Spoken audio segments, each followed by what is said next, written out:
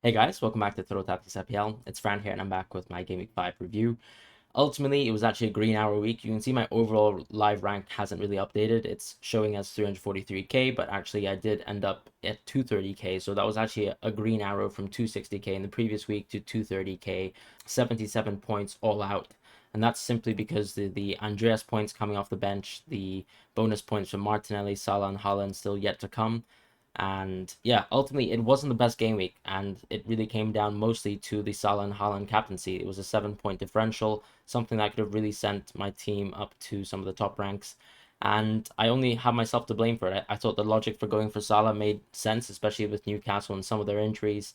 But I really thought Newcastle played fantastic, and maybe arguably you could even say that Salah was lucky to get the type of haul that he did with 10 points, whereas Haaland, it was effortless really with versus Nottingham Forest. And I think the general logic for most players was that someone like Haaland would play the game versus Nottingham Forest and then be rested versus Aston Villa. But I have to say that's a little bit of hindsight bias too, because I think a lot of people expected KDB to have a similar situation.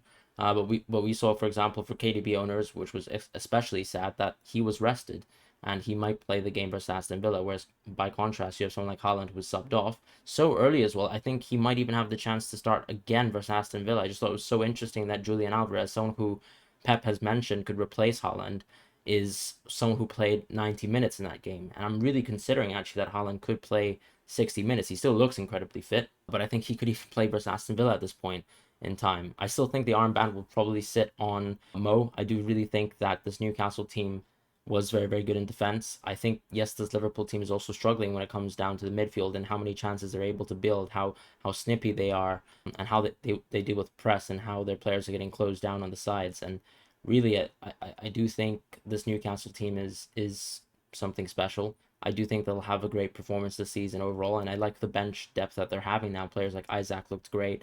Willock finally had a good performance that I liked, and we know that they had key injuries from St. Maximin and things like that.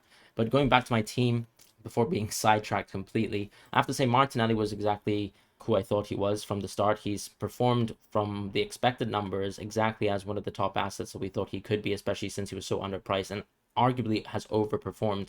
He sat here with 10 points on the day, and I'm not going to take him out of my team until the wild card. I really don't think he actually even leaves my team because right now he's playing 90 minutes. He's clearly one of the key players in this team. I don't know if you were watching the Arsenal game live, but I was watching 3 or 4 games at once, and Martinelli was cracking some incredible shots, also still looking for great opportunities to feed people through. And Saka, who was the big comparison point with Martinelli in the midfield, he just seems like he's lacked confidence. He's actually gotten good opportunities to score, in my opinion, within the last 2 games specifically, and he hasn't taken those opportunities, whereas Martinelli really has. And I think he has the full faith of Arteta. Luis Diaz was someone who blanked today, but still looked quite good versus Newcastle. There was a key chance where he did a 180 turn and kind of dribbled through the Newcastle defense and could have scored. Obviously, could have laid it off to Salah, but I think that's a very idealistic situation. He still looked really incredible, and I'm thinking obviously versus Everton, he will have chances to do well. I do think he might be a transfer out potentially in game week 8 when he's facing Chelsea. That could be an interesting situation. It really depends on how the Chelsea team progresses. Rodrigo was an injury suffered. Very, very tough situation. I'm not really talking about Haaland and Jesus because they're fixtures in my team, but when we go back to Rodrigo, really, really ashamed that he suffered an injury before actually scoring a goal versus Everton. He was close to scoring a goal too. One of the key chances in the first half was actually from Rodrigo. So I was quite happy with the decision. Ultimately, yes, the shoulder injury is some terrible news, and I think he's going to be a transfer out, the first transfer out this week. And I'm really happy that I actually saved the transfer from James, right? Because that was my logic on the live stream, that I would keep the transfer on James, get Andreas and hedge versus Dunk, and I'll speak about Dunk later. But with Rodrigo, you have someone here who can be replaced by another 6.5 midfielder, or at least that's the situation that I have in my team, since I have 0.1 in the bank and 2 free transfers. And since no one's really too close to price changes, which I'll talk about, we have a little bit of time to make our decision, especially after United play Leicester tomorrow. So for me, just looking back at my team briefly, players like James are definitely going to be a fixture. West Ham actually looked quite good versus Tottenham, so that was a little bit of a scary sight. But I do think the Tottenham team have been overperforming some of our expectations. I think going forward, they haven't been the most lethal team. They did get to face Nottingham Forest, and they had a great game there. But West Ham really looked great today. I thought Tottenham was mostly shut out from the game. You could see it from the expected numbers as well. I think Tottenham amassed something like a 0.5 or 0.3 xG, which is very low. That's pretty much what Aston Villa mustered versus West Ham last week. And Cancelo and Trent are just fixtures on the team as well, similar to James. I just like the upside that James has over someone like Cucurella, even though Cucurella looks quite interesting. And I do expect a team like Chelsea, for example, to generally lose their clean sheets because they don't really look good. The midfield seems to be overrun very easily. People are pressing from the sides and then pushing into the central defenders and just finding so many opportunities to run over the midfield. I really think they lack a lot of physicality, and that's simply the situation that Chelsea find themselves in. Whereas James, at least you've got the crazy upside that he has, and that's why he's the key defender in this season who's racked up the most amount of expected goal involvement and will be staying in my team for that reason. Dunk, the own goal. I mean, let's just go back to the points just so it's a little bit easier to illustrate.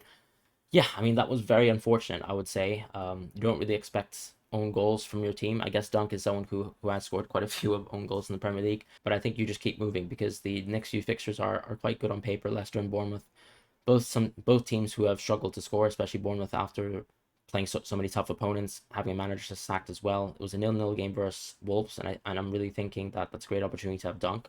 And Ramsdale, last but not least in my team, I think he could be a transfer out this week. I'm a little bit upset with the Arsenal situation. I think actually their underlying numbers are great, but they're still letting chances slip, unfortunately. I still think Saliba has bolstered the defense, but what's dramatically changed from the previous season to this is Ramsdale actually isn't getting chances to make saves whatsoever. He actually only makes 1 or 2 saves a game, and that's completely taking away his opportunity to get points outside of clean sheets. And I think it's a similar situation to someone like Ederson, where unless his team is getting clean sheets, he just looks like such a bad asset on paper.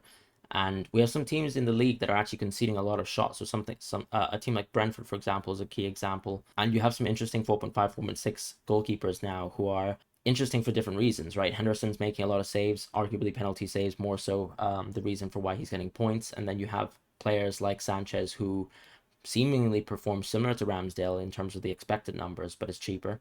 But Sanchez, of course, has risen a lot himself, and that's kind of the situation that I find myself in with my team. I really feel like the one transfer I'm going to make this week is going to move out of Rodrigo.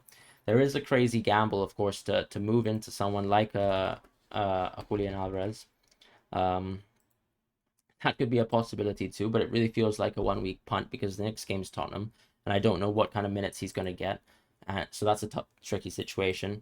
But I think the bog standard simple transfer is to move into someone like Rashford or St. Maximan, and even think about someone like James Ward-Prowse, or simply moving laterally with Leeds with Sinistera, or the kind of most template pick, I would say, which is Gross, who really didn't impress me when he was playing versus Fulham. So those are the options that I have at my disposal, and I'll have to have a careful consideration of it. Even Odegaard is on the table if I go out of Ramsdale, but I'm still not that impressed with Odegaard. I think he's a great asset. I just don't think he's the one that I'm going to go for, and I think he just isn't involved in too many opportunities that I actually really like him from. He's making a lot of runs. He's actually taking a lot of shots this season compared to the previous one. But I think when it comes down to general open play chances, I really like Martinelli there. And I'm not really sure if I really want to back a triple Arsenal attack at this point in time, because they have been quite good at really scruffing or scrapping these wins out. But I'm not sure if there's true value in going for triple Arsenal at this point.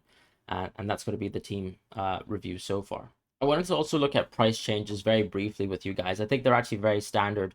Haaland, Gross, Sterling, Luis Diaz. These are all transfers because I feel like within the 8.0 mids, with the exception to Foden, who I think is fantastic, no one really looks as good as paper on Luis Diaz. And I'm actually surprised that Foden doesn't have much price momentum. I think when you compare across the other mids in the game, it's very, very strange. Foden's looked incredible in the last few games, mostly assisting Haaland, but he's created so many chances for himself. I think he's a great asset. Haaland, of course, is going to rise again. It feels definitely very, very sorry for Kane owners who, I mean, he looks like a great asset on paper, and in theory, you could even make an argument that he would probably be as good a second premium as Salah on some arguments, but I do think Haaland is basically the most broken asset in FPL that we've seen in a while, probably since Salah's first season in the game, and I think he pretty much whenever he's starting has to be a captaincy shout, probably 95%. I've learned my lesson this week, certainly, especially since it was going to be, I would say, a reasonably tough game for Liverpool, and such a gift on paper for Haaland versus Nottingham Forest, who probably, honestly, I mean, he can score in 30 minutes, a hat-trick very easily off the bench, and that's just how lethal he can be. Gross rising was a strange one, because I feel like this is probably a little bit of a symptom of Rodrigo owners finding not being able to find, sorry, an option And Gross seems to be the most interesting one because he has the best underlying numbers for Brighton so far, and he is very well priced when you put that into consideration, considering that Brighton have really good fixtures leading up to a game week 9 wildcard. I can understand the momentum there. A lot of models seem to suggest Gross. I'm still not too high on Gross. I thought that the last game for Fulham was an interesting one. You could argue that Potter rotated and the team didn't look very good because of that too. Maybe Welbeck is essential to how Gross interacts with the team, but I just didn't really like what I saw there, and I had watched most of the game.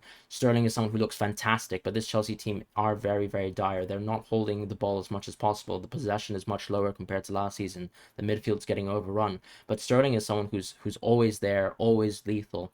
And I do really think he can be an interesting differential in this game. Potentially, the price momentum was actually because Salah had started so poorly versus Haaland in terms of the timestamp of the game, right? Because by the time Haaland had subbed off, Salah was still on zero points effectively, beyond the playing time points, and maybe that's a little bit of price action there. Salah to Sterling moves, but I don't think that's the right move on paper. I really do think that Salah's a great captaincy shot versus Everton, especially in a situation where you have Haaland potentially being rested. I do have to absolutely wait for the Pep press conference and just kind of see what his thoughts are on Haaland, because I really think he could actually start versus Aston Villa again. Otherwise, I don't see necessarily the value of subbing him off so early, because I don't think he needs that much rest between the game for Sevilla. As far as the other movements, we have some Saliba and Gabriel Price movement. I don't really like it because moving into Arsenal now doesn't seem to make too much sense, especially with the United game coming up, especially defense. I'm actually looking to move out of Ramsdale for now. Potentially that's an opportunity for me to go into Saliba in the future. Mitrovic he's one of the best options in the game. I don't even think it's within question. I'm a little bit sad because I can't move into Mitrovic. I'm unfortunately zero point 0.1 off, even if I move to a 4.4 midfielder. And I think, yes, the two games are Tottenham versus and Chelsea, but we've seen he really truly is fixture proof, and he's very, very underpriced. I think by game week 8, even if you're wildcarding on game week 9, you could already make a gamble to move to Mitrovic early and even capitalize on that fixture in game week 8 because he just looks that good. The expected numbers back that up as well. When we're looking at price falls, Zinchenko makes sense because he was rested again. It seems like he'll be ready for the next game, and there's nothing else too interesting at this point in time. So I really feel like the game is interesting because a lot of people are moving into some Arsenal assets. I do think the United game is going to be tough. I think the right transfers seem to be either a Brighton or Leeds asset once again. Even though you might not have been impressed by Gross or Rodrigo last time out, especially with Rodrigo having to be a transfer out. But you have options in this game like Rashford, you have options in this game like St. Maximum, and they're not seeing much price action because St. Maximum, of course, was rested versus Liverpool. But I feel like as long as St. Maximin's fit, and maybe if Rashford shows a great performance tomorrow versus Leicester, we could easily move into one of those assets as opposed to the bog standard kind of Leeds and Brighton picks that are being shown so far. And that's kind of my thoughts on the situation. As far as my rank, of course, it probably will actually end up to be close to a 0% movement because I guess with some of the people who might have started Ward, with some of the people who might have gone for Rashford recently or Sancho, I guess I could move down a little bit in rank, but I don't think the Leicester United game is going to really change my rank too much. So overall, kind of happy I escaped with the green arrow, hopefully, depending on tomorrow's game. But a lesson learned, definitely. For myself, in terms of how I'm making moves, how I'm affected by live stream as well to an audience. I think that's something to learn for myself. And then on top of that, just another lesson learned with another outing of Haaland that looked absolutely devastating. And he clearly is the best ass in the game for me.